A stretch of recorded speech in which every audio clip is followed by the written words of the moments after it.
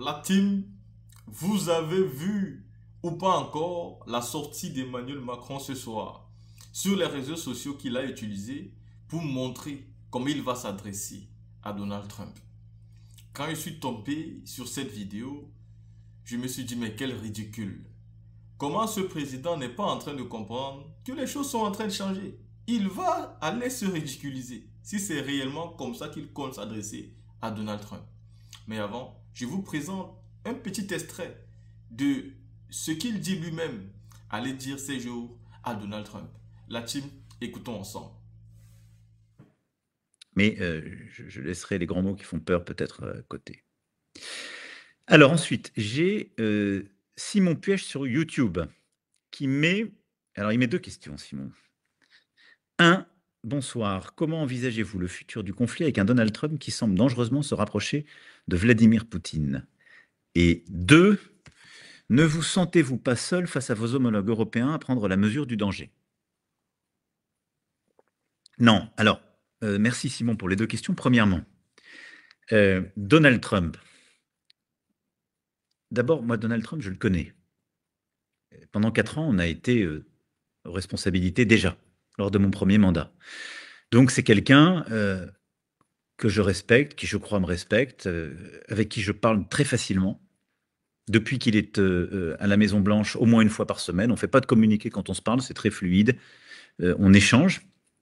Je connais son caractère, j'ai pas le même caractère, mais voilà, il a son tempérament. Je connais parfois les idées qu'il prône, qui sont pas forcément les miennes, et il le sait, et on se respecte pour ça.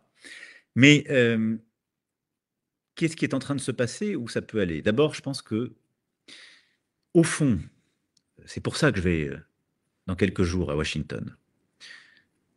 Le maître mot, c'est incertitude. Donald Trump, il crée de l'incertitude chez les autres, parce qu'il veut faire des deals, trouver des accords. Et donc, le Donald Trump qui crée de l'incertitude pour Vladimir Poutine, c'est une très bonne chose pour nous. Et en vrai, c'est ce qui est en train de se passer. Donald Trump, il arrive avec une nouvelle administration, et le président russe le regarde et il ne sait pas ce qu'il va faire. Et il se dit, il est capable de tout. Ça crée de l'incertitude. Eh bien, cette incertitude, elle est bonne pour nous et pour l'Ukraine. Simplement, il faut réussir en quelque sorte, structurer ce qui va venir ensuite. Et donc, le plan de paix solide et durable. Mais cette incertitude, il faut l'utiliser. Parce qu'elle casse en quelque sorte un conflit, sinon qu'elle n'arrêtait pas. Mais, si je puis dire, l'envers de la médaille, c'est qu'elle crée de l'incertitude pour tous les alliés. Et donc, c'est pour ça que vous voyez tout le monde inquiet, parce qu'en fait, on se dit, mais il est capable peut-être de négocier quelque chose qui soit insuffisant, il est peut-être capable de laisser trop de choses sur la table, de sacrifier l'Ukraine, etc. Moi, je ne crois pas. Et donc, moi, je suis aujourd'hui raisonnablement inquiet, parce que la situation est inquiétante, mais elle n'est pas inquiétante par le président Trump, elle est inquiétante parce que la Russie a déclenché cette guerre et que la Russie est armée jusqu'aux dents et à nos frontières. Mais j'essaie de gérer cette incertitude pour nous. Et donc, en gardant l'unité de tous, des Européens et des alliés, mais en allant aussi essayer de le convaincre qu'en fait, son intérêt est le même que le nôtre, quoi qu'il pense. Et donc, ce que je vais faire, c'est je vais lui dire, au fond, tu peux pas être faible face au président Poutine. C'est pas toi, c'est pas ta marque de fabrique. C'est pas ton intérêt. Comment ensuite être crédible face à la Chine si tu es faible face à Poutine? La deuxième chose, je vais lui dire, si tu laisses l'Ukraine prise, bah, la Russie, elle sera inarrêtable pour les Européens, pour tous. Mais elle sera non seulement encore plus forte, elle continue d'investir, mais elle va récupérer l'Ukraine et son armée, qui est une des plus grandes d'Europe, avec tous nos équipements, y compris les équipements américains. C'est une faute stratégique énorme. Et puis toi qui veux que l'Iran n'acquiert pas la bombe nucléaire, tu peux pas être faible avec quelqu'un qui est en train de l'aider à l'acquérir. Toi qui veux que la Chine ne vienne pas contester Taïwan et autres, comment expliquer que la Chine n'a pas le droit d'envahir Taïwan et que la Russie aurait le droit d'envahir l'Ukraine? C'est ça ce que je vais lui dire. Ça, je crois que c'est des arguments qui peuvent porter. Puis je vais lui dire aussi que c'est son intérêt de travailler avec les Européens dans ce moment.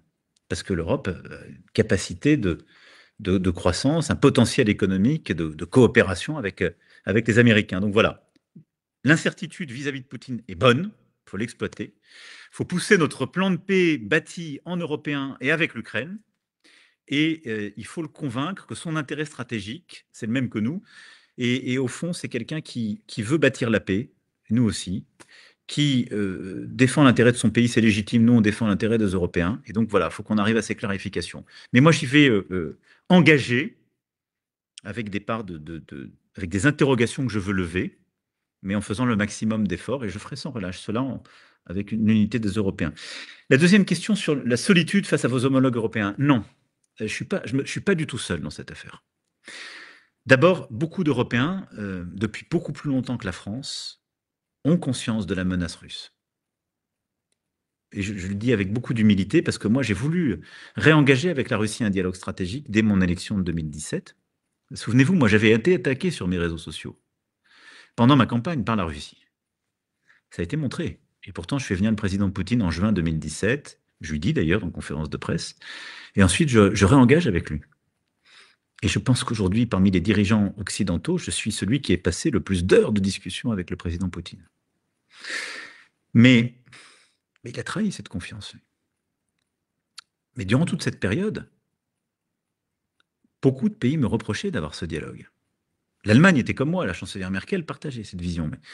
Mais la Pologne, les pays baltes, plusieurs pays d'Europe disaient non, non, c'est pas vrai, vous allez voir, il va vous trahir, nous on le connaît. Parce qu'ils avaient été dans une histoire récente, parfois envahie par la Russie. Donc il y a une conscience très forte chez les Européens d'une menace russe, vous ne trompez pas. Et parfois plus forte qu'en France. Surtout en Europe, sur ce front Est que je vous montrais tout à l'heure, et en Europe du Nord. La deuxième chose, c'est que une fois qu'on a reconvergé, à partir de 2022, moi je me suis battu en disant il faut qu'on aille plus loin, il faut qu'on se renforce, ce pilier européen de l'OTAN, c'est ce qu'on appelle l'agenda de Versailles, l'autonomie stratégique, technologique, économique, militaire. Mais là, on avait un dilemme chez beaucoup de pays, et parfois les mêmes. Et c'est ça qu'il faut que vous compreniez, c'est ce qui est en train de changer.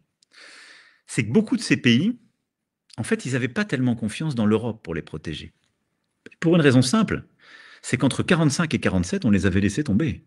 Fameux rideau de fer.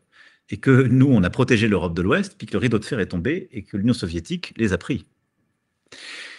Et après 90, ils se sont tournés vers les États-Unis d'Amérique. Et donc, pour beaucoup de ces pays d'Europe, la sécurité est égale États-Unis d'Amérique.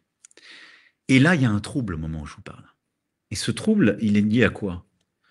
Beaucoup de discours de dirigeants américains qui disent on ne sait pas si on va rester engagé en Europe aussi fort, parce qu'on a d'autres priorités.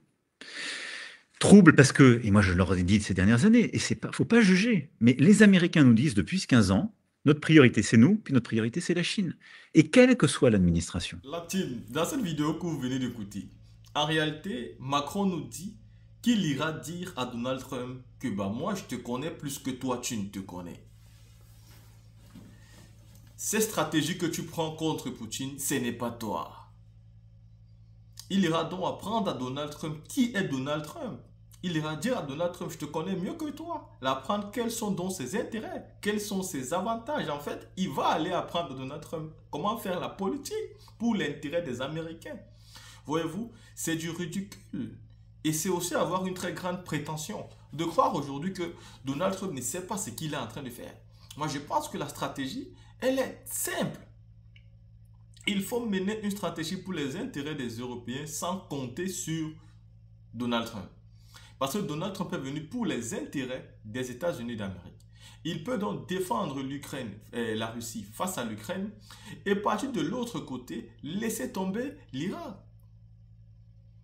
Il peut continuer à faire la guerre face à la Chine tout en disant non à la Chine pour prendre Taïwan. Donc en réalité, aujourd'hui, il ne faut pas aller donner des cours de politique à Donald Trump.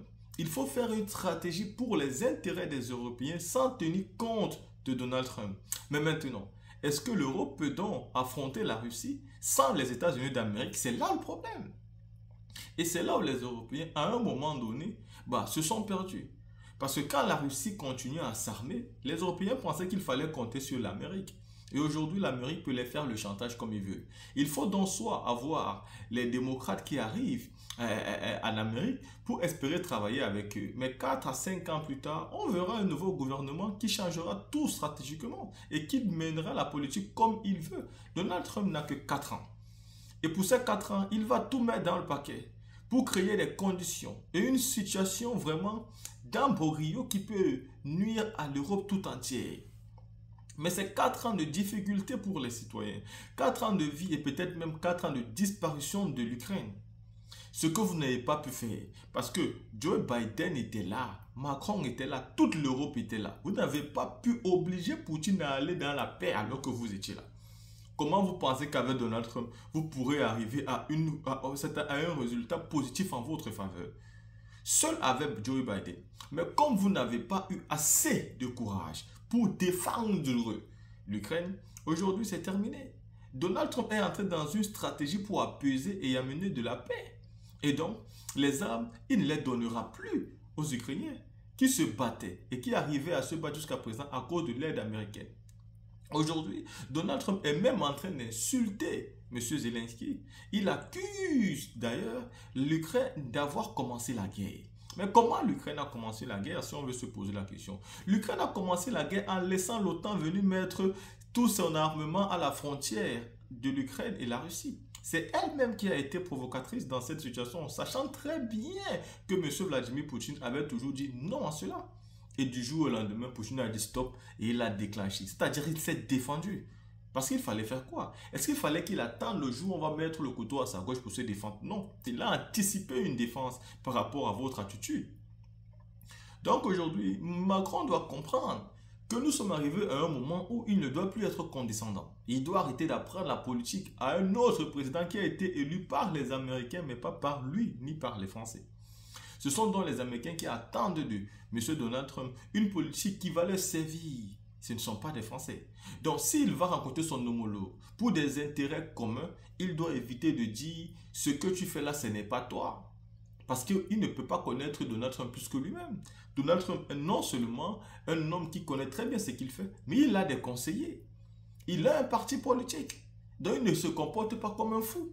Donc ce n'est pas... Et vous voyez-vous, il prépare ce qu'il va dire déjà face aux internautes qui sont en train de suivre sa vidéo. Mais c'est bien beau d'être démocrate. C'est bien beau que le président mette les réseaux sociaux et essaie de discuter avec les citoyens français. C'est magnifique. Tout le monde a envie d'avoir ça dans son pays. Mais il doit savoir que derrière ça aussi, il y a la presse américaine qui suit ça parce que c'est un président qui parle. Ça sera relayé en Amérique et traduit. Donald Trump pourra donc avoir accès à tout ça. Donc tout ce que tu vas dire à Donald Trump, tu le dis déjà sur les réseaux sociaux et il le sait déjà en avance. C'est-à-dire quel mépris et quel manque de respect. C'est ça la condescendance dont on n'a plus besoin aujourd'hui. Et je pense que Emmanuel Macron va encore se ridiculiser s'il part dire exactement ce qu'il dit sur les réseaux sociaux là à Donald Trump. Ça sera d'un ridicule total. Un peu comme Nicolas Sarkozy s'est ridiculisé en face de Vladimir Poutine. La team, vous venez d'écouter cette petite extrait de M. Emmanuel Macron, président de la France, que moi j'aime bien écouter. Dis-moi ce que vous pensez, on se voit pour une autre vidéo.